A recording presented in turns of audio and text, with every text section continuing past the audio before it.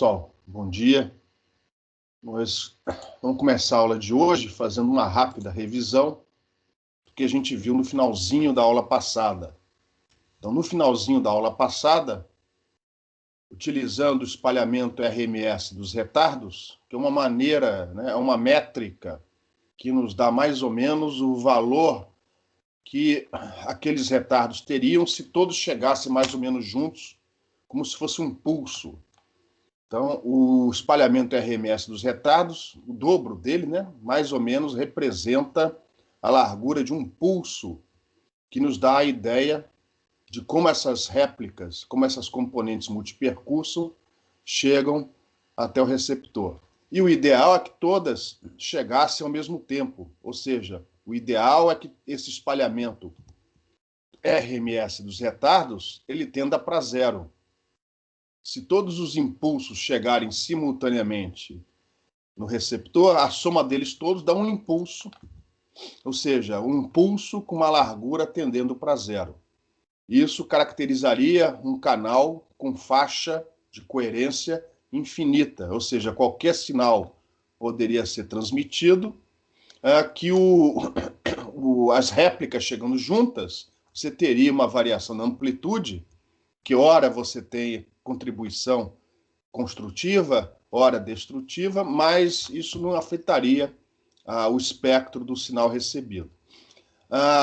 Essa faixa de coerência, em função do espalhamento RMS dos retardos, é obtida da seguinte maneira. A gente não vai dar os detalhes aqui, quem quiser, ou se um dia alguém precisar, tem um livro do Lee,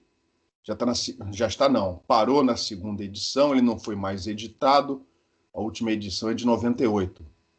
Na seção 6.8, ele mostra como chegar nessa faixa de coerência. Essencialmente, pega-se mais uma vez o modelo do Clarke, só que agora você transmite duas portadoras monocromáticas, uma com frequência ômega 1, outra com frequência ômega 2, e define delta ômega como sendo a separação, a diferença entre ômega 2 e ômega 1. Aí você define a covariância desses sinais no receptor, que são dois somatórios com as diversas componentes multipercurso. As contas são bastante complicadas, tem umas aproximações que são utilizadas, e no final você chega numa função de Bessel dividida lá por um termo, e aí para 50% de correlação, a fórmula é 1 sobre 2π, que multiplica o espalhamento RMS. Essa é a maneira como eu conheço onde essa faixa de coerência foi deduzida. Ao invés de 5, aparece 2π. 2π e 5 é mais ou menos a mesma coisa. Essa aqui de 90%, onde o 5 é substituído por 50, eu não sei qual é a referência para isso. Provavelmente é na mesma função de covariância que é utilizada para obter os 50%. De qualquer forma, essas são as fórmulas que aparecem no livro texto, no livro do Rapaport, e são essas aqui que a gente vai utilizar quando for pedido 50% com o número 5. Quando for pedido 90%, 10 vezes menor.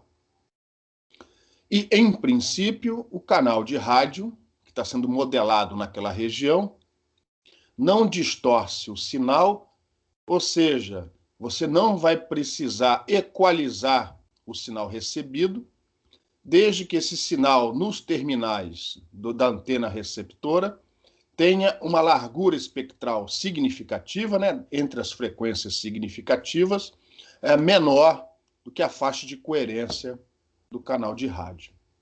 E aí a gente resolveu um exercício bem simplesinho, que são os exercícios típicos que você encontra nos livros de propagação, em particular no livro texto. Deixa eu começar aqui a apresentação do slide.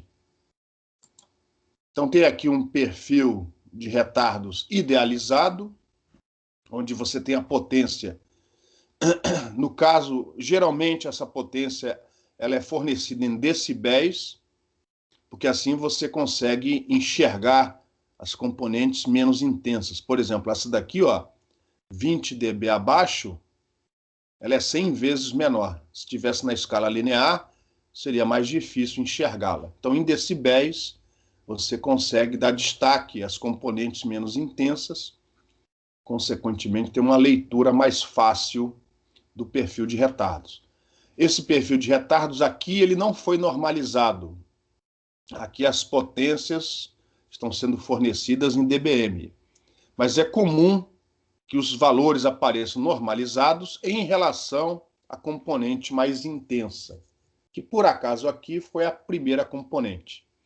Então temos essas 4 componentes, as demais ou não existem ou estão abaixo do limiar especificado para truncar as componentes consideradas significativas.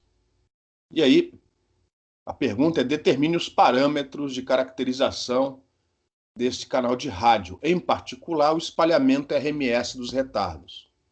Então, para isso, a gente precisa do espalhamento médio, que é uma média ponderada pelas potências de cada componente.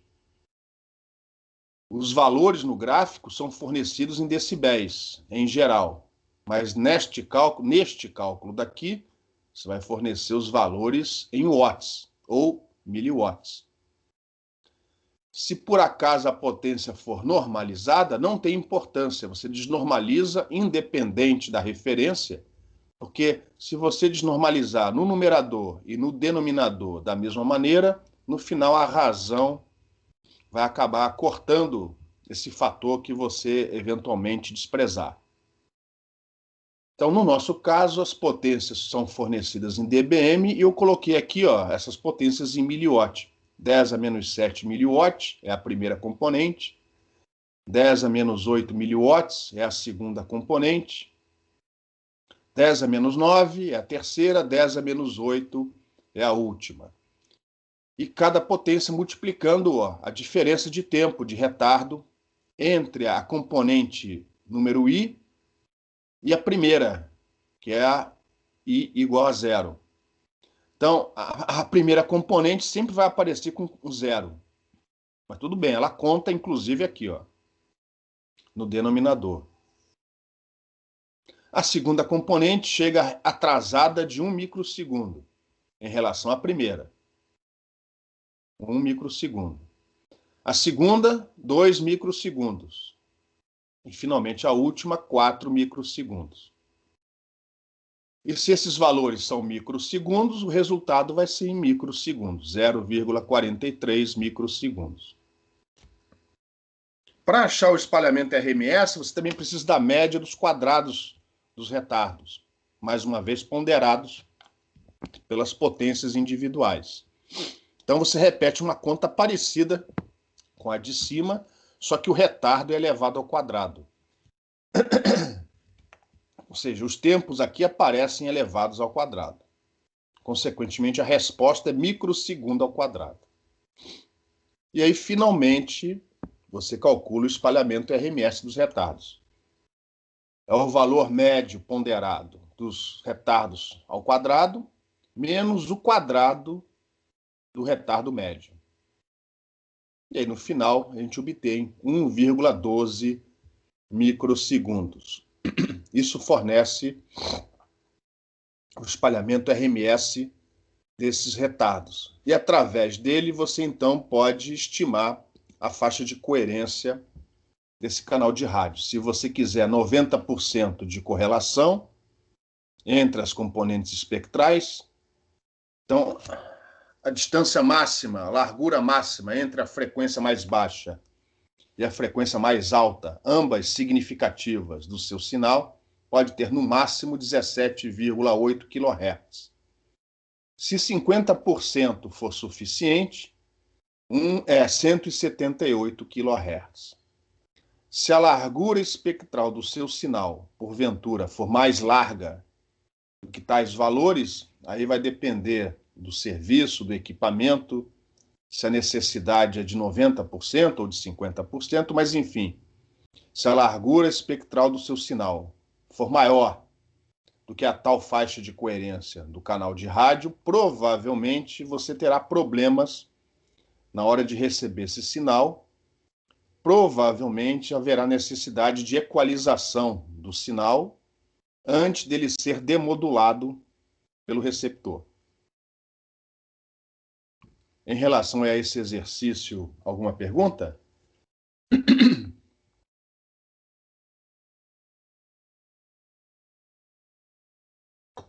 E foi com esse exercício que a gente terminou a aula passada. Então, agora a gente vai fazer a classificação dos desvanecimentos. Em relação à dispersão temporal, que foi essa última que a gente estudou, o desvanecimento ele pode ser considerado seletivo ou uniforme. Quanto mais espalhadas forem as componentes multipercurso, mais seletivo, provavelmente mais seletivo é o desvanecimento. É o desvanecimento mais complicado de ser modelado, totalmente fora do escopo deste curso. Quanto menor for o espalhamento RMS dos retardos, ou seja, quanto mais próximas estiverem entre si as componentes multipercurso, provavelmente aquele desvanecimento vai poder ser modelado como uniforme e, consequentemente, o espectro do sinal nos terminais da antena receptora ele estará pouco distorcido, não haverá, provavelmente, necessidade de equalização daquele sinal e, provavelmente, a única coisa que acontece de mais grave no sinal recebido é a variação da amplitude, justamente porque essas componentes multipercurso, apesar de elas chegarem muito próximas entre si, mas ora você vai ter interferência construtiva, ora destrutiva, então haverá uma oscilação no nível da amplitude desse sinal. Mas fora isso, que não deixa de ser um problema, mas fora isso você não terá outras complicações. Os modelos estudados nesse curso ajudam a fazer a caracterização desse desvanecimento uniforme. Então, em relação à dispersão temporal, que é justamente o espalhamento no tempo, os retardos associados às componentes multipercurso, o desvanecimento é classificado ou como uniforme ou como seletivo. E aí, segundo o livro-texto, o desvanecimento uniforme, para ser considerado uniforme, não basta comparar a largura espectral do sinal, BW, com a faixa de coerência do canal de rádio, BC. Além disso, é necessário comparar o período, o tempo de duração do símbolo que está sendo transmitido, e aqui a gente vai, se não houver outras informações em relação ao tempo de símbolo, a gente vai assumir que ele é o inverso da faixa ocupada pelo sinal, 1 sobre BW. Você tem que comparar esse tempo de duração do símbolo com o espalhamento RMS dos retardos. O tempo de duração do símbolo tem que ser maior do que o espalhamento RMS dos retardos. Ou seja, o espalhamento RMS dos retardos tem que ser pequeno comparado com o tempo de duração do símbolo. Se essas duas condições forem obtidas, então a gente vai assumir que o desvanecimento é uniforme, que é a situação ideal. Ou seja, teoricamente, o espectro do sinal nos terminais da antena receptora não é distorcido e você terá apenas a variação da intensidade, da amplitude desse sinal. Quando isso acontece, é como se todas as componentes multipercursos chegassem quase ao mesmo tempo no ponto de recepção, com uma alta correlação entre elas.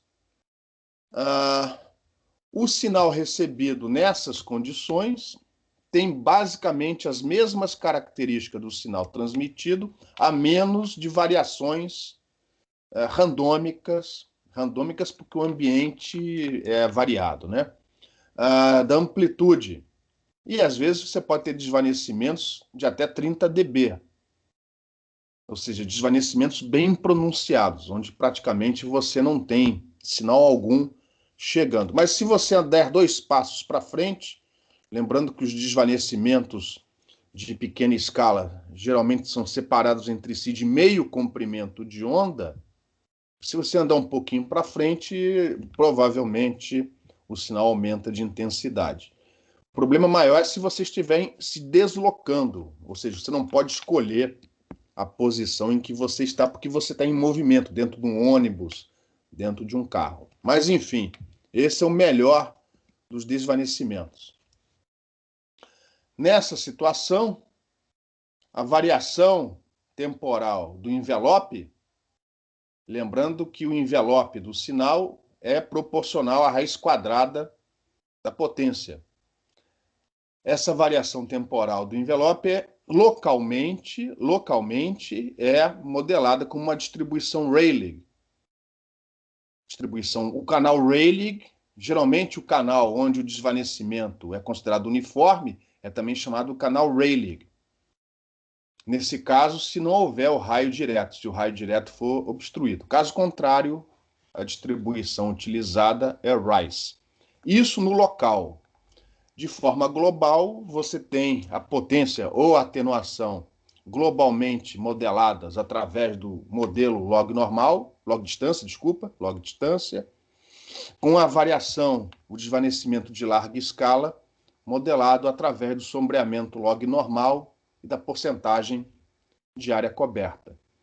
E se o ambiente for mais mais rural, por exemplo, aí você usa aquelas técnicas, gume de faca, terreno rugoso, atmosfera não homogênea, que é preciso considerar se os enlaces forem muito compridos, etc. Ou seja, os modelos que estudamos nesse curso são para caracterizar o desvanecimento uniforme.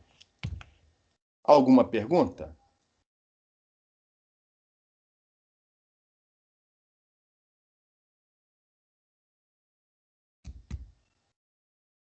Não tendo pergunta, vamos agora tentar, se não me engano, a próxima transparência é uma classificação em termos gráficos do que acontece quando o desvanecimento é uniforme, logicamente de forma qualitativa. Primeiro, no domínio do tempo. E no domínio do tempo, felizmente, como é um sinal de comunicação, a gente pode usar o envelope complexo, para representar o sinal. Então, aqui tem o envelope complexo de um pulso. Imagina que o teu sinal transmitido seja um pulso de duração TS. E metade, 1/2 do envelope complexo do canal de rádio, com desvanecimento uniforme, é como se todas as componentes multipercursos chegassem muito próximas entre si. Então é um pulso mais ou menos com largura 2 vezes, aqui eu coloquei só uma vez, o espalhamento RMS dos retardos.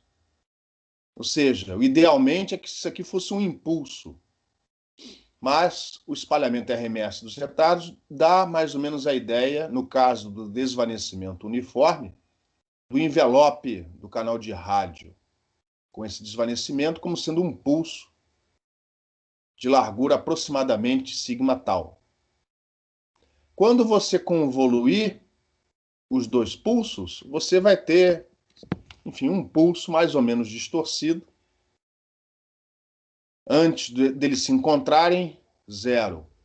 Quando eles começarem a se encontrar, variação linear. Depois, quando os 2 estiverem combinados, reto. E, finalmente, então você tem um pulso levemente distorcido. Logicamente que a amplitude pode ser maior ou menor, o que não está caracterizado aqui nessa figura, dependendo se essa interferência das componentes multipercurso contribui de maneira construtiva ou destrutiva. O espectro disso, geralmente o pessoal de comunicação gosta de representar o espectro de um sinal de comunicação por um triângulo. Então, estamos fazendo a mesma coisa. Aqui tem um triângulo, geralmente, né, a frequência central está associada à frequência da portadora. Você tem um canal de rádio que é considerado uniforme ao longo de uma certa faixa BC, chamada faixa de coerência. E quando você tira o produto dessas duas transformadas, no final se BC for suficientemente mais largo do que o espectro, a largura espectral do sinal transmitido, você vai ter uma réplica desse sinal praticamente sem distorção, apenas com amplitude variando no tempo conforme as interferências entre as componentes multipercurso, ora destrutivas, ora construtivas. Então, basicamente, é o que acontece, né? Uma representação gráfica do que acontece com um sinal recebido num canal cujo desvanecimento é classificado como uniforme. Alguma pergunta?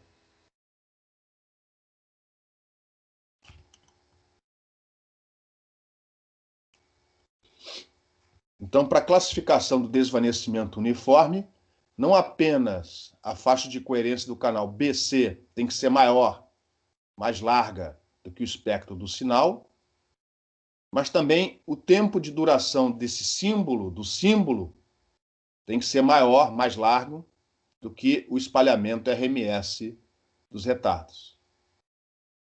Se essas duas condições forem satisfeitas, com certeza o desvanecimento é classificado como uniforme.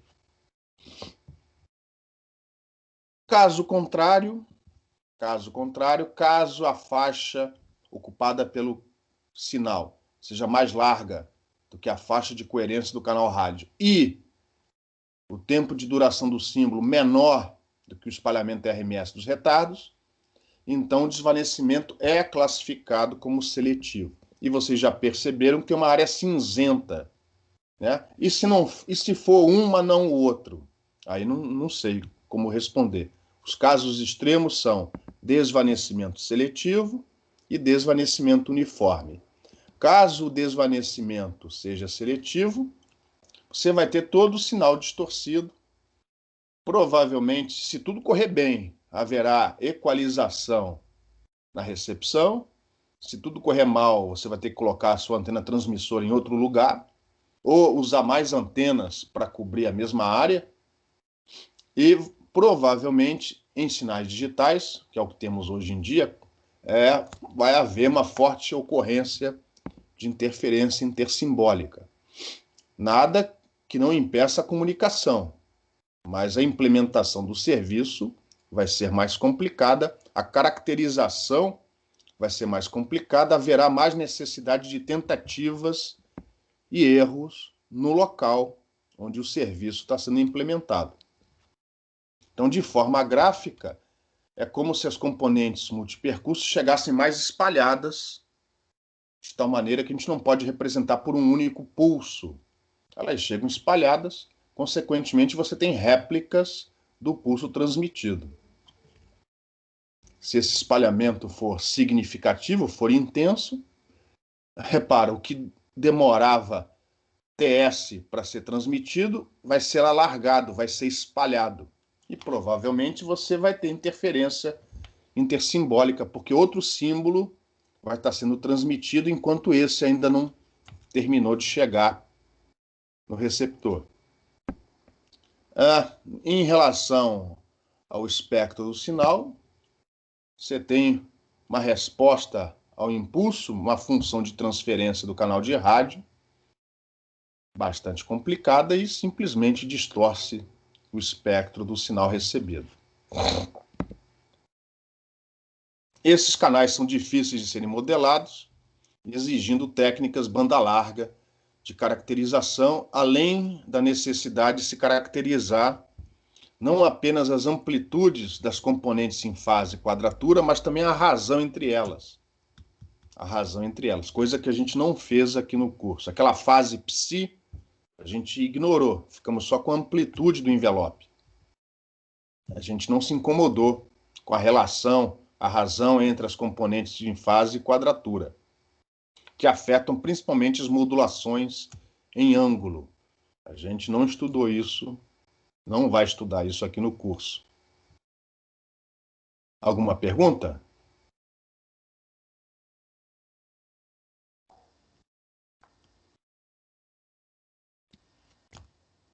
mais uns 2 exemplos para fixar essa classificação. Mais uma vez, temos aqui um perfil de retardos idealizado. Aqui o tempo, o retardo é dado em nanosegundos, talvez caracterizando o ambiente indoor. Aqui temos 5 componentes significativas de multipercurso, as potências variando desde menos 70 até menos 100 dBm, a última. Seja o perfil de retardos apresentado ao lado, sabe-se que um certo sinal BPSK é aquele PSK onde você tem 2 níveis de fase, por exemplo, 0 e 180, 0 e π. Uma representa, por exemplo, o bit 0, a outra representa o bit 1, ou seja, cada símbolo representa um bit.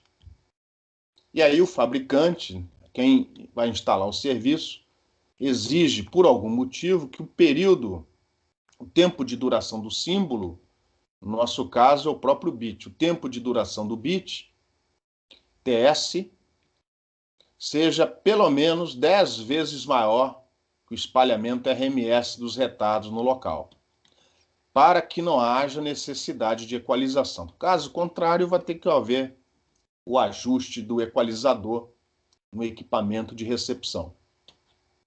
Então, estime a máxima taxa de transmissão que o sinal pode ter, faltou complementar, para ser recebido sem equalização. Não quer dizer que se isso seja violado, não haverá comunicação.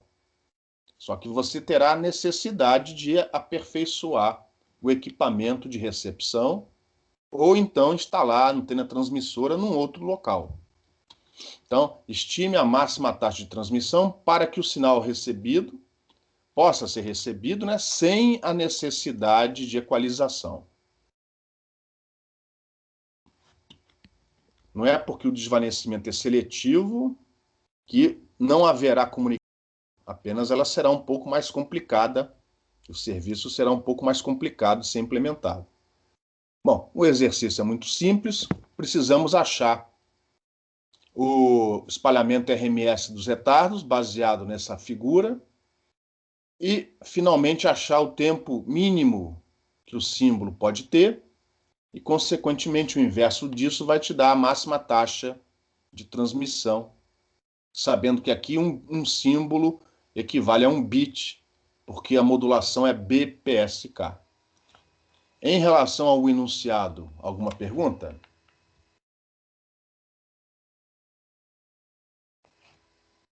Então, o cálculo do tempo médio ponderado, como antes. Aqui as potências, por acaso, não foram normalizadas, então eu coloquei aqui as potências em miliwatt. 10 a menos 7, 10 a menos 8, 10 a menos 8, 10 a menos 9, 10 a menos 10, multiplicadas pelos tempos no numerador. Aqui os tempos são dados em nanosegundo, de maneira que no final o tempo também aparece, lógico, em nanosegundo. O primeiro sempre vai vir multiplicado por 0, porque é o retardo em relação à primeira componente. Mas mesmo assim, a potência correspondente a esta primeira componente aparece no denominador.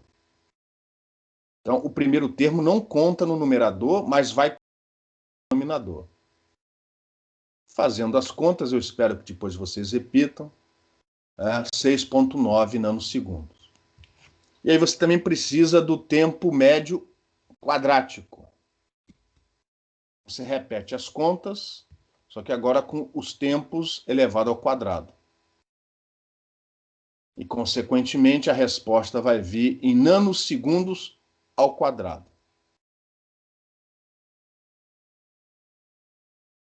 Com esses dois valores, a gente consegue calcular o espalhamento RMS dos retardos. E, consequentemente, a faixa de coerência. Então, o espalhamento RMS é a raiz quadrada da média dos tempos ao quadrado, menos o quadrado do tempo médio, todos ponderados pela potência. Como os valores foram dados em nanosegundos ou nanosegundos ao quadrado, tirar a raiz é nanosegundo. Então, repara, não precisa ter muito cuidado com a unidade, é só rastrear até o final das contas. E aí, aplicando nessas duas equações, a faixa de coerência para 90% de correlação é de 1,23 MHz, enquanto que para 50% de correlação, 12,3 MHz. Repare como essa faixa de coerência é mais larga do que a do problema anterior. No ambiente indoor, as componentes multipercurso chegam mais próximas entre si no tempo, de maneira que a faixa de coerência do ambiente indoor, o ambiente mais bem comportado, tende a ser maior. Aqui é da ordem de megahertz. Ou seja, geralmente em ambientes indoor, você consegue transmitir taxas de informação maiores. Bom, o tempo de símbolo, tem que ser maior que 10 vezes o espalhamento RMS dos retardos. Então aqui está o espalhamento RMS dos retardos, multiplicando por 10, deu, arredondando, 163 nanosegundos. De maneira que, se nós estimarmos a largura espectral do sinal como sendo o inverso do tempo do símbolo, isso dá uma largura espectral do sinal, BW, mais ou menos ali menor ou até 6,13 MHz.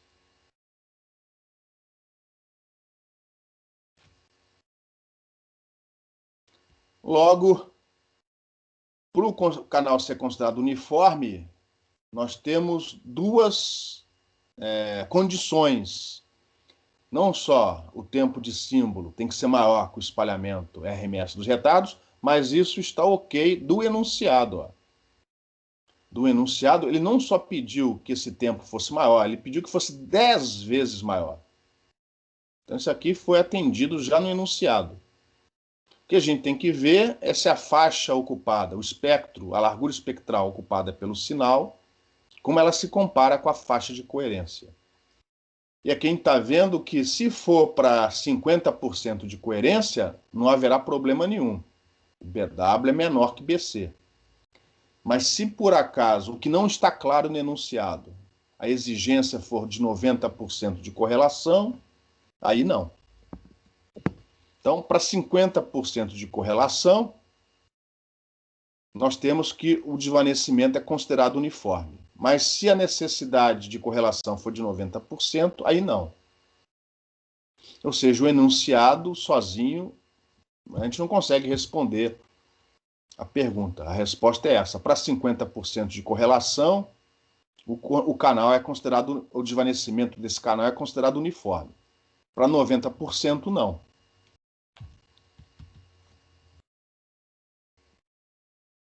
Perdão, desculpa. Alguma pergunta?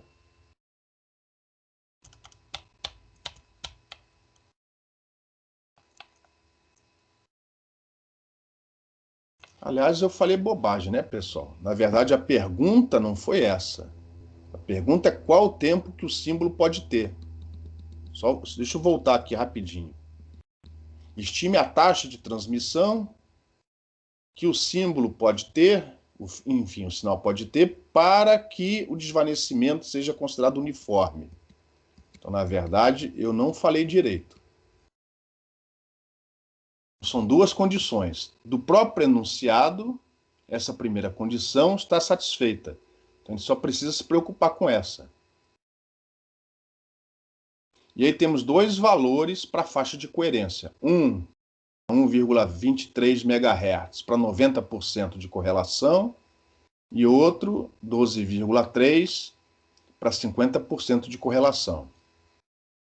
Enquanto que aqui, o BW ele não é igual, ele é menor do que. Então tem uma desigualdade aqui.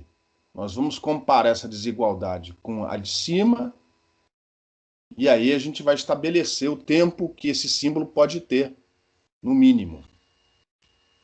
Então, se por acaso nós tivermos 50% de correlação, o BW máximo 6,13 atende. de maneira que o tempo de símbolo é dado por esse BW máximo. Então, invertendo 6,13 MHz, chegamos que o tempo de duração do símbolo, no mínimo, pode ser de 163 nanosegundos, que é o próprio tempo dado pelo limite imposto pelo fabricante. Mas se quisermos, se for necessário 90% de correlação, esse BW, no máximo, tem que ser igual a 1,23 MHz. E o tempo de duração do símbolo mínimo aumenta para 813 nanosegundos. Ou seja, você diminui a taxa de transmissão. Quanto maior a correlação necessária, menor vai ser a taxa de transmissão. Eu não percebi, isso aqui é uma desigualdade. Não tem que ser igual, pode ser menor do que.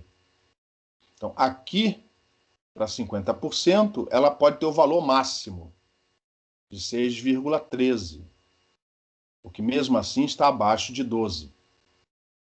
Mas para 90% de correlação, ela não pode chegar a 6,13 MHz, ela tem que parar aqui nesse limite.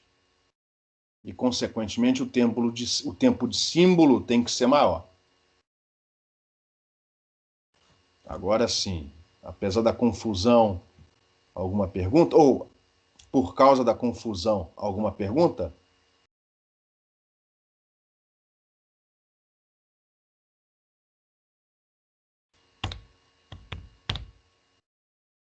Eu não sei se isso é bom ou se isso é ruim. Ainda tem gente aí escutando?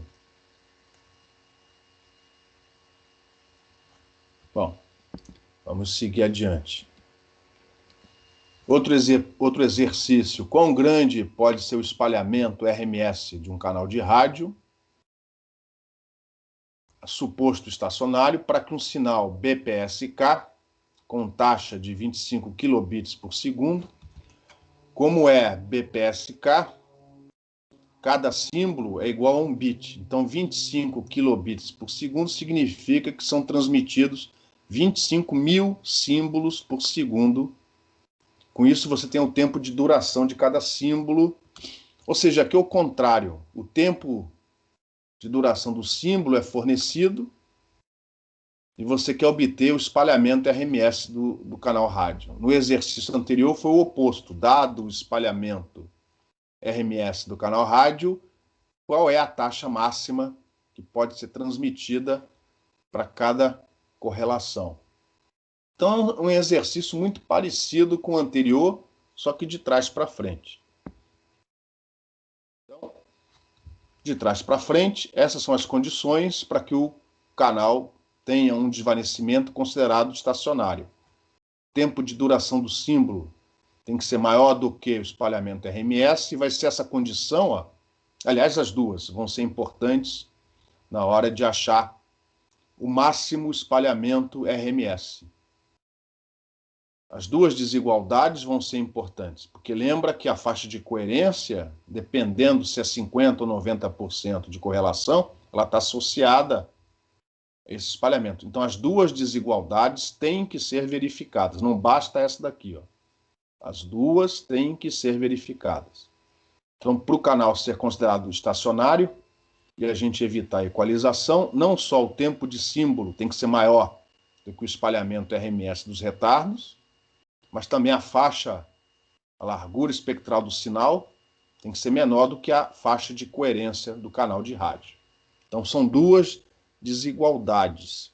E por serem desigualdades, isso acaba confundindo, como vocês viram no exercício anterior, acaba confundindo alguns na hora de resolver o exercício. Então, vamos lá. O tempo de símbolo é fornecido do enunciado. Ele está fixo. São 25 mil bits, ou seja, 25 mil símbolos por segundo. Então, o tempo de duração de cada bit, que no nosso caso é o tempo de duração do símbolo, é, arredondando, né, assumindo que um símbolo venha colado no outro, 40 microsegundos. E, consequentemente, adotando essa regra aqui como uma estimativa para a largura espectral ocupada por aquele sinal modulado. Lógico que isso daqui depende da modulação. Então, de uma maneira geral, só para fazer o exercício, a gente vai considerar que a largura espectral é o inverso do tempo de duração do símbolo. Não do bit, do símbolo. Aqui, por acaso, é o mesmo. Consequentemente, mais ou menos, a largura espectral do sinal ocupada é de 25 kHz. Então, essas duas informações vão ser usadas na hora de investigar estas duas desigualdades. Começamos pela primeira. Então, o espalhamento RMS dos retardos não pode ser maior do que o tempo de duração do símbolo, que nesse caso é de 40 microsegundos. Então, de acordo com a primeira desigualdade, o espalhamento máximo para esses retardos é de 40 microsegundos. E a gente guarda essa informação, porque ainda falta investigar a próxima desigualdade. A outra desigualdade diz o seguinte, que 25 kHz, que é o BW, mais ou menos, né, nesse problema, tem que ser menor do que a faixa de coerência. Só que a faixa de coerência você tem para 90% de correlação e para 50% de correlação. Como o enunciado não foi claro, a gente fez com as duas. Repara, aqui o espalhamento RMS aparece no denominador. Então, se você passar para o outro lado, você vai ter aqui, ó, espalhamentos máximos de retardo. Para 90%, 0,8 microsegundos. Para 50%, 8 microsegundos.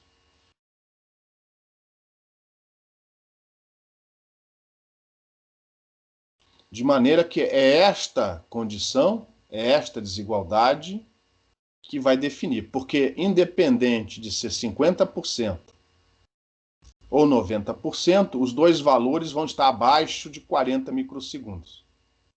Então, se isso daqui for satisfeito, automaticamente essa desigualdade é satisfeita.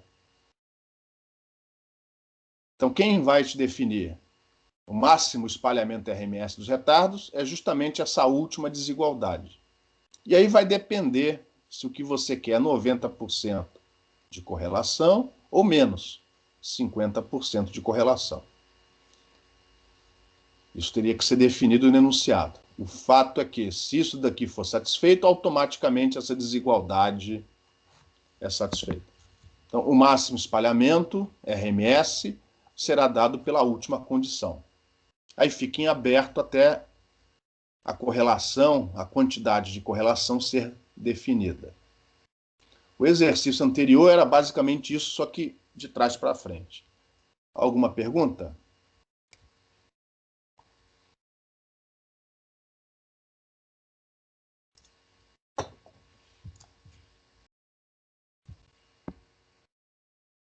Não tendo pergunta, deixa eu ver, tem mais um exemplo aqui. Agora, para mudar um pouquinho, é a mesma coisa, só que eu botei aqui um 8 PSK. Então, relembrando, 8 PSK significa que cada símbolo transmite 3 bits, 000, 001, etc. Então, 8 níveis de fase são definidos, consequentemente, cada símbolo equivale a 3 bits. Lógico que não, né? Mas enfim, é tudo simbologia. Então, quando alguém fala que você tem um 8 PSK de 25 kilobits por segundo, é porque você está transmitindo 25 dividido por 3 bits, quilossímbolos por segundo. 25 dividido por 3, 1000 símbolos por segundo. Então, basicamente, o mesmo exercício anterior, só vai mudar o tempo de duração do símbolo. Vai ser menor. Isso, vai ser menor porque você está transmitindo a mesma quantidade de bits, mas cada símbolo equivale a 3 bits. Então, repare, a gente vai começar igualzinho ao exercício anterior, exceto pelo valor do tempo do símbolo. Então, mais uma vez, para evitar a equalização, o desvanecimento tem que ser considerado estacionário. E segundo o livro-texto, para ele ser considerado estacionário, duas condições são necessárias. É o tempo do símbolo maior que o espalhamento RMS dos retardos, é a faixa de coerência, a largura espectral do sinal menor do que a faixa de coerência. E provavelmente, como é o mesmo exercício, é a mesma metodologia, esta última desigualdade é que vai ser a restritiva. Mas vamos sempre levar em consideração as duas. Então, no nosso caso, como antecipado, o tempo de duração do símbolo é 3 vezes maior do que o exemplo anterior. O exemplo anterior era 40 microsegundos. Aqui vão ser 120 microsegundos, porque, na verdade, cada símbolo é formado por 3 bits. Consequentemente, a largura espectral do sinal, a gente vai usar sempre esta regra daqui, ó,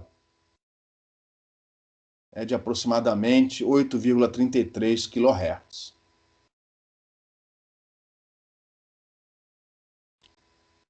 Então, esses dois valores vão ser utilizados nessas desigualdades para a gente resolver o problema. Começando pela primeira, provavelmente a menos restritiva. Então, segundo a primeira desigualdade, o tempo do símbolo tem que ser maior no limite igual ao espalhamento RMS dos retardos. Então, segundo a primeira desigualdade, esse espalhamento RMS dos retardos, no máximo, pode ter a duração de 120 microsegundos. E aí, segunda desigualdade, onde agora a largura espectral do sinal é estimada em 8,33 kHz. Isso tem que ser menor do que a faixa de coerência do canal.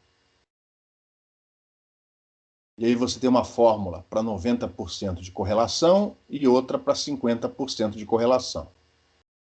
Como o espalhamento RMS aqui aparece no denominador, então essa desigualdade também vai te dar um valor máximo para esse espalhamento.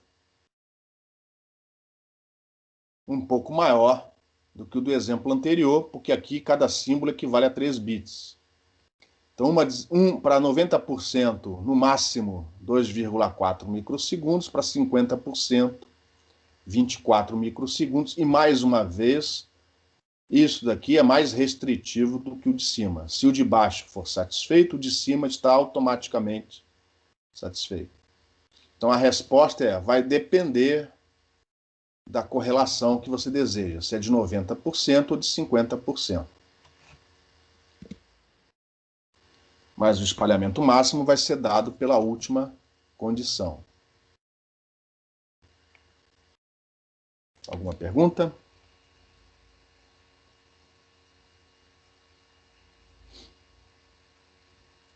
Então, o espalhamento temporal dessas componentes multipercurso vão definir se esse desvanecimento é considerado seletivo ou uniforme. Tá? Mais atrás, depois da segunda prova, nós tínhamos, não sei se você ainda se lembra, do espalhamento espectral, que é associado ao efeito Doppler, junto com uma quantidade consideravelmente grande de componentes multipercurso chegando até o receptor. E segundo o modelo do Clark, essas componentes chegam uniformemente distribuídas em torno do receptor, de maneira que você tem um desvio ΔF máximo, né, que é dado pela velocidade dividido pelo comprimento de onda, lambda, para a direita e para a esquerda, se essas componentes forem uniformemente distribuídas em torno do receptor. E aquele espalhamento espectral vai definir quantas vezes o símbolo é cortado. Vamos lembrar, isso inclusive foi uma dúvida que já alguém teve, não sei se foi a Vivian, sobre...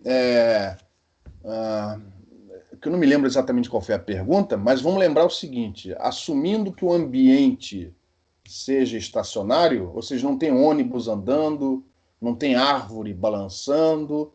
Você tem um transmissor, os prédios nas posições de sempre, e essa energia eletromagnética ela se espalha, e dependendo da frequência, dependendo da localidade onde você vai fazer a recepção, você vai ter ali um desvanecimento mais profundo ou não, dependendo se as componentes multipercursos chegam em fase ou defasadas entre si, dependendo se a interferência é construtiva ou destrutiva. Então imagina assim um lençol com um monte de, não de furos, mas um monte de dedos apontando para baixo, ou seja, o nível do lençol é o nível da intensidade do sinal, em alguns locais mais elevado, em outros com desvanecimento mais pronunciado. Então, dependendo de onde você estiver, o seu sinal chega mais intenso ou mais fraquinho. Agora, imagina você andando de carro, né, recebendo o sinal em movimento, passando, né, por cima desse lençol. Ora, você vai estar numa posição onde o nível é mais elevado, ora, você vai estar numa posição onde o nível é mais baixo. Quanto mais rápido for o movimento do receptor, mais rápido, ou seja, mais desvanecimentos você vai cruzar por intervalo de tempo. E, consequentemente, o tempo médio de duração de cada desvanecimento diminui, porque você passa mais rápido por um desvanecimento. Então, dependendo da velocidade do receptor, havendo movimentação, você tem desvanecimentos mais rápidos, ou seja, o símbolo é cortado mais vezes, ou o símbolo ele encontra mais vezes desvanecimentos, ou é mais lento. E a classificação de rápido ou lento se dá através dos parâmetros que caracterizam esse espalhamento espectral. Então, o espalhamento espectral, que a gente estudou logo depois da segunda prova, vai caracterizar se o desvanecimento é rápido ou lento. Enquanto que o espalhamento temporal, que a gente acabou de estudar, vai caracterizar se esse desvanecimento é seletivo ou uniforme.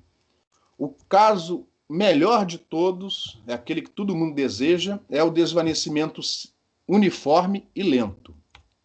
E, logicamente, o pior caso é o desvanecimento rápido e seletivo. Esse é o mais difícil de ser modelado.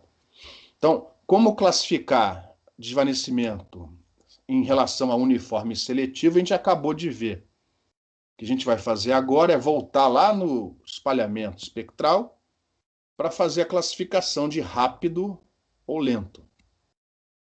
Então, a dispersão espectral vai fazer com que o espectro desse sinal seja espalhado, não muito, né? São algumas poucas centenas de hertz, devido ao efeito Doppler e à presença das componentes multipercurso, ou seja, a presença de locais onde a intensidade do sinal passa por um desvanecimento muito pronunciado.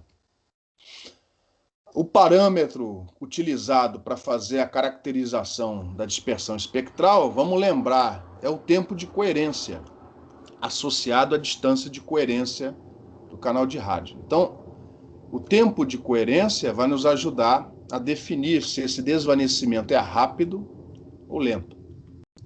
E aí, mais uma vez, nós temos tempos, fórmulas diferentes, dependendo da correlação. Então, para uma correlação acima de 50%, a fórmula é essa daqui, ó.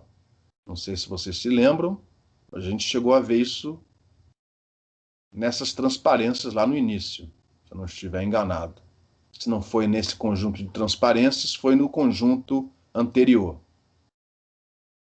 E para 90%, ou melhor, e se o sinal for digital, você exige menos sinais digitais, que são os sinais, né, mais comuns hoje em dia. Aliás, acho que hoje em dia é quase tudo digital.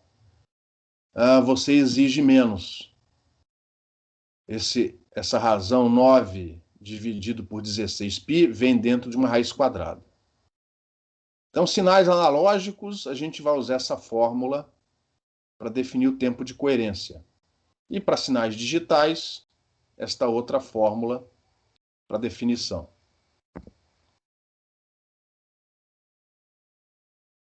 No caso do espalhamento espectral, ele impõe um limite inferior para a taxa de transmissão.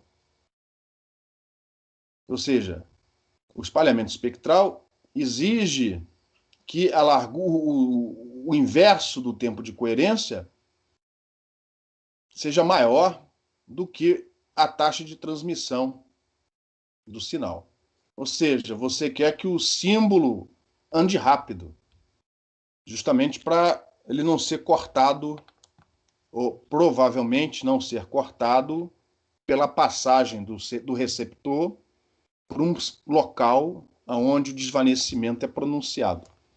Então, enquanto a dispersão temporal te impõe um limite superior para a taxa de transmissão, a dispersão espectral impõe um limite inferior para a taxa de transmissão.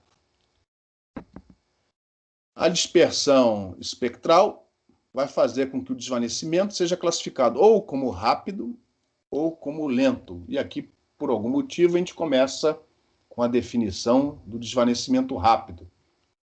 Como antes, são duas condições. O tempo de duração do símbolo, e mais uma vez a gente vai usar essa relação, o período de duração do símbolo, tempo de duração do símbolo, período do símbolo, é aproximadamente o inverso da largura espectral ocupada pelo sinal. Então, o tempo de duração do símbolo tem que ser maior do que o tempo de coerência do canal rádio. E a largura espectral do sinal tem que ser menor do que o espalhamento espectral causado pelo efeito Doppler. Então, se essas duas condições forem atendidas, o desvanecimento é classificado como rápido. O desvanecimento uniforme e rápido, ele não distorce o espectro do sinal, mas ele vai fazer com que a amplitude desse sinal oscile rapidamente e geralmente de forma randômica. E isso afeta, em particular, modulações AM. Os primeiros sistemas de comunicação móvel pessoal, os AMPs, eles eram chamados de AMPs, não era à toa, porque eles eram baseados em modulação AM. E isso foi rapidamente abandonado. Já na segunda geração, já vieram sistemas, se não me engano, GSM e também CDMA, onde você não tinha mais a modulação AM sendo utilizada. Porque se o desvanecimento for rápido, rápido significa móvel, receptor andando com uma certa velocidade, passando por vários desvanecimentos num certo intervalo de tempo. Isso afeta principalmente as modulações AM, onde a informação é colocada exatamente na amplitude. E você faz com que essa amplitude varie rapidamente, você está interferindo, você está colocando ruído na informação que chega até o receptor.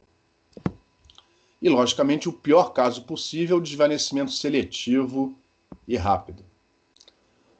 Na prática, o desvanecimento rápido só ocorre para baixas taxas de transmissão, ou seja, o seu símbolo dura tanto tempo que, na medida em que o receptor está em movimento, ele é cortado várias vezes por desvanecimentos, ele chega todo errado, ou melhor, ele é mal recebido, ele é mal demodulado e, consequentemente, isso gera ruído na informação.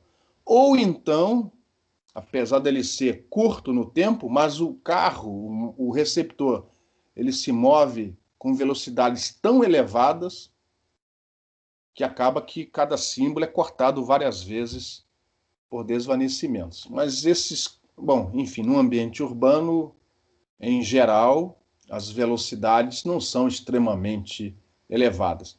Então, o desvanecimento rápido ele acontece com menos vezes na prática. Geralmente, os desvanecimentos são lentos. O desvanecimento é considerado lento se as desigualdades forem trocadas, ou seja, o tempo do símbolo é menor do que o tempo de coerência do canal. Provavelmente o tempo do símbolo vai ser menor que a duração média de um desvanecimento. E a largura espectral do sinal, muito no caso, maior do que a máximo desvio em frequência causado pelo efeito Doppler. O que é fácil de acontecer. Porque o efeito Doppler, se vocês lembrarem, se você fizer a divisão da velocidade do receptor pelo comprimento de onda, isso dá da ordem de algumas centenas de hertz. Então, quase sempre o desvanecimento vai ser considerado lento. Quase sempre a gente só vai ter que se preocupar se o desvanecimento é seletivo ou uniforme. Na prática, os desvanecimentos são geralmente lentos e, consequentemente, a situação ideal, obviamente, é aquela do desvanecimento uniforme e lento. E aí, no livro do Rapaport, vocês vão encontrar um gráfico parecido com esse daqui. Eu já vou mostrar aqui os dois, que é a classificação dos desvanecimentos uniforme e seletivo, lento e rápido, em função no caso aqui, o espalhamento temporal, espalhamento RMS dos retardos, e em relação à dispersão espectral causada pelo efeito Doppler, a faixa de coerência comparada com o desvio Doppler máximo. Então, as desigualdades estão aí. É lógico que essas linhas não é exatamente isso, né? Essa é uma classificação bem superficial.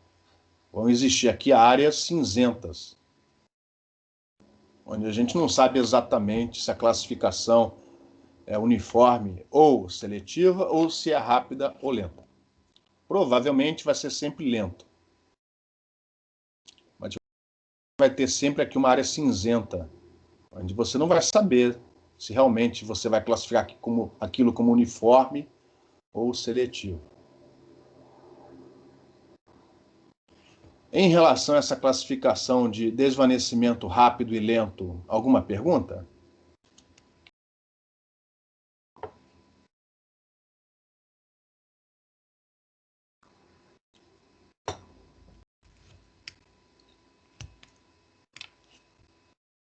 Prosseguindo, para concluir essas notas de aula, eu vou fazer um pouco de propaganda do que eu e o Cássio, no caso, a gente tem feito no nosso grupo de pesquisa para fazer a caracterização banda larga do canal de rádio. Então, como vocês viram, quando o desvanecimento é seletivo, torna-se mais complicado fazer a caracterização do canal de rádio, e aí são necessárias técnicas um pouco mais robustas, algumas não, todas baseadas nas equações de Maxwell, algumas baseadas em traçados de raios, outras na solução de equações integrais, sempre com alguma aproximação, outras baseadas na solução de equações diferenciais com algumas modificações. Ultimamente, é o Cássio que mais tem mexido com isso. Então, esse daqui é uma transparência que eu atualizei há alguns dias atrás. Esses três primeiros, a Nayara, o Matheus, o Cláudio, foram alunos do Cássio. Inclusive, o Matheus trabalha com Vivian ou com o Leone. Com quem o Matheus trabalha? Comigo. Pronto, é ele mesmo, viu? O Matheus fez o mestrado com o Cássio.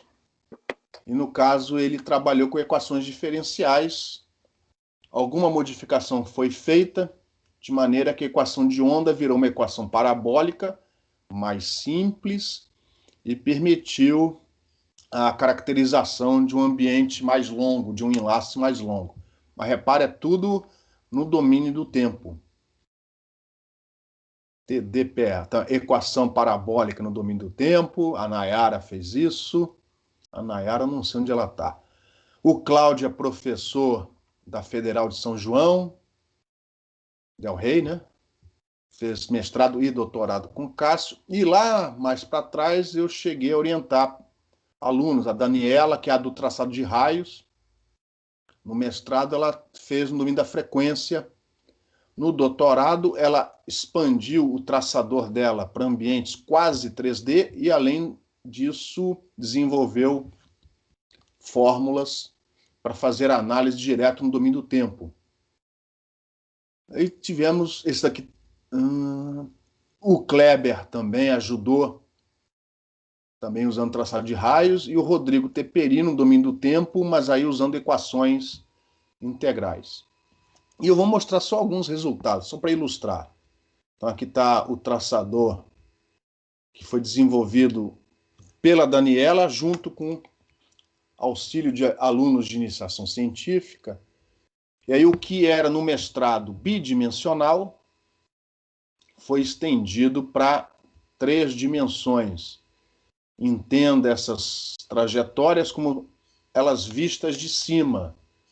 Então, na verdade, cada trajetória dessas tem 2 associadas. Uma que chega até o receptor através de reflexões, é como se eu estivesse pegando a trajetória e desdobrando-as e colocando todas no mesmo plano, né? Uma que nunca reflete no solo e outra que reflete uma vez no solo. Essas contas não são difíceis de fazer, de maneira que cada trajetória dessas era transformada em 2 trajetórias, onde uma não reflete no solo, a outra reflete. E, além disso, a técnica foi também expandida para você pegar trajetórias que chegam até o receptor passando pelo topo dos prédios. Você traça uma linha reta do transmissor até o receptor e transforma o perfil, o plano de incidência, em algo parecido com isso. No computador, uma vez com os bloquinhos representando os prédios, isso não é fácil, mas isso pode ser feito sem grandes complicações. E aí você consegue também obter algumas trajetórias associadas a difrações no topo de prédios e as consequentes reflexões. Enfim, aí ela fez isso tudo e ela, além de fazer esse traçador quase 3D, o quase é porque nem todas as trajetórias são obtidas. Por exemplo, uma que difrata no topo desse prédio e vem para cá, não é considerada, só difrações no topo, no plano de incidência. Aí ela conseguiu, por exemplo, pegar aquela localidade no Canadá, onde ela já tinha informações sobre as construções e jogou um pulso nessa antena transmissora e viu o que chegava aqui no receptor. Então, isso aqui, ó, são as componentes multipercurso que chegam aqui no receptor. E ela comparou a técnica dela com outras técnicas. A curva azul é a técnica dela, e a vermelha é a técnica dela no domínio da frequência. Ela fez várias amostras no espectro e tirou a transformada inversa discreta para ver se a teoria temporal estava correta, e aparentemente, né, as figuras indicam que sim. O que você obtém com isso, no final das contas? Você tem aqui os retardos. Ó. A primeira componente, que no caso aqui é a componente direta, sem obstrução, e depois as componentes. Provavelmente essa que veio direta, mas refletida no solo, ela chega invertida, e as outras componentes. Reflete no prédio, difrata numa aresta. Com isso, você tem não só as intensidades das componentes multipercurso, mas também os retardos. Com uma informação como essa, você tem como estimar, por exemplo, a faixa de coerência do canal de rádio nesta localidade, no entorno desse receptor. Você muda a posição do receptor, consequentemente, você pode ter um perfil das faixas de coerência ao longo da área sendo coberta por essa antena. e você vai ver se aquela localização é interessante ou não para as necessidades que você tem. Aí vai depender se você precisa de 90% de correlação ou de 50% de correlação. Mas repara, com uma ferramenta dessas, e fazer o algoritmo é complicado, demora. Mas uma vez feito, em poucos minutos você tem informação sobre o perfil de faixa de coerência ou de espalhamento RMS ou de espalhamento espectral, se você colocar aqui uma velocidade no receptor, numa certa região. E isso, logicamente, que ajuda a empresa a definir a melhor posição do seu transmissor. O Teperino, na virada do século, lá em 2003, que ele defendeu, ele pegou equações integrais parecidas com quem fez antenas, viu equações integrais. Dada a distribuição de corrente, você integra, acha o campo. É muito parecido, não é a mesma coisa, mas é muito parecido. Só que ele fez para o domínio do tempo. Então, ao invés de fazer a análise do domínio da frequência, ele utilizou essas equações integrais para o domínio do tempo. Aí a superfície é substituída por correntes equivalentes, integra essas correntes, isso te dá o campo espalhado, que junto com o campo que vem do transmissor, dá o campo total que chega no receptor. E aí, no caso, ele não comparou com a Daniela. Ele poderia ter... não, mas ele é antes da Daniela. Aqui, o algoritmo da Daniela poderia ser utilizado. Se não me engano, inclusive, ela comparou o algoritmo dela com o do Teperino. Então, aqui está, por uma altura de receptor de 5 metros, como chega o seu pulso transmitido. Na medida em que você aumenta o receptor, aí você tem as componentes que difratam, que refletem, e aqui tem as componentes chegando atrasadas. Isso aqui talvez seja interessante para ambientes mais rurais, com menos obstáculos, onde esses morros, esses triângulos aqui representam o relevo, né, de morros. Então, equações integrais para ambientes mais rurais, traçado de raios para ambientes urbanos. E lá atrás, se não me engano, o Antônio foi o primeiro aluno que defendeu comigo. Chegamos a utilizar, quer dizer, ele utilizou uma técnica chamada de diferenças finitas no domínio do tempo. Ou seja, as equações de Maxwell no domínio do tempo, diferenciais, são resolvidas, enfim, na força bruta, usando diferenças finitas. E ele, isso aqui foi não sei se ele pegou isso de um artigo ou se ele bolou, seriam quarteirões, o transmissor é colocado aqui e você vê como a onda, o pulso se espalha por entre esses quarteirões ou entre esses prédios no domínio do tempo. Ele era bom de MATLAB, ele conseguiu fazer aqui uma animação. Deixa eu ver se eu consigo reproduzir. Deveria, né? Só um momentinho. Ah.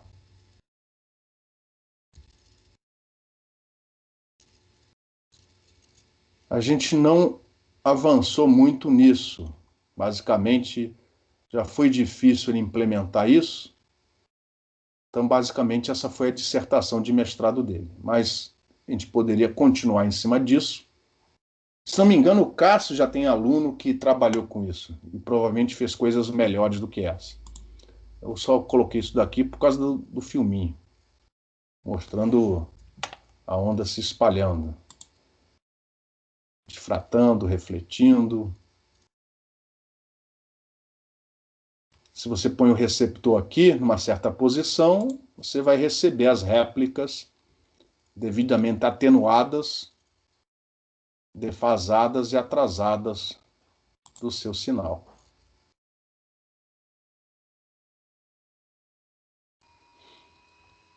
Como o limite computacional tem que ser finito, aí foi colocada uma condição de contorno absorvente. No caso aqui foi uma PML, na borda dessa região, simulando espaço livre dali para trás, para evitar reflexões na fronteira computacional, como se o negócio prosseguisse. Enfim, essas são as pesquisas que foram feitas. Eu dei ênfase aos resultados dos meus alunos porque era o que eu tinha à mão. Mas quem trabalha com isso ultimamente tem sido o Cássio. Então, se alguém um dia tiver interesse em trabalhar com isso, pode conversar em particular com o professor Cássio, que ele tem mexido mais com essas técnicas de caracterização no domínio do tempo. E com isso, a gente encerra as transparências, os slides que eu tinha para apresentar para vocês. E terminamos 2 aulas antes da prova. Então, antes de prosseguir para falar sobre o que vai acontecer daqui para frente, alguma pergunta sobre as últimas transparências, sobre caracterização do desvanecimento?